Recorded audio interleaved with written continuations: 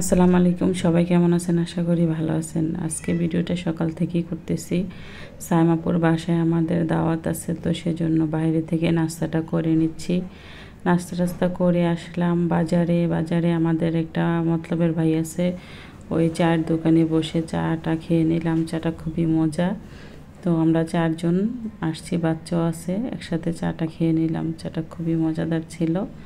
আর সাইমাপু কিছু বাজার টাজার করবে, তার বাসায় যখন আমাদেরকে দাওয়াত দিয়েছে, তো তারও তো কিছু কেনাকাটা বাকি আছে, তো সেইটা কেনার জন্যই আমরা ওয়েট করতেছিলাম। আর আপু বাজার করতেছিল, সাথে আমরাও একসাথেই ঘুরতেছিলাম, কেনাকাটা করতেছিল। আপু আর কাঁকড়াগুলা দেখতেছিলাম। কাঁকড়াগুলো আমার খেতে খুবই ভালো লাগে, তো কেমন দাম, কেমন ভালো কিনা সেটাই দেখতেছিলাম। নেক্সটে কিনবো আর কি।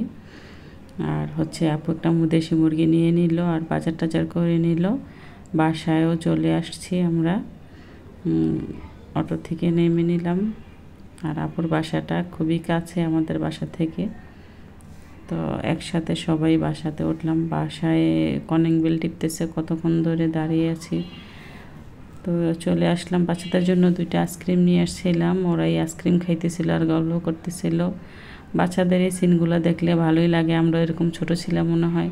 তো খিচুড়ি রান্না করতেছি দেশি চাল দিয়ে, লাল চালগুলো দিয়ে খিচুড়িটা খুবই মজাদার হয়েছিল। আর দেশি মুরগিটা রান্না করছে। আমরা হুটহাট করে প্ল্যান করি, কালকে রাত্রে প্ল্যান করছি আর আজকে চলে আসলাম আপুর বাসায়।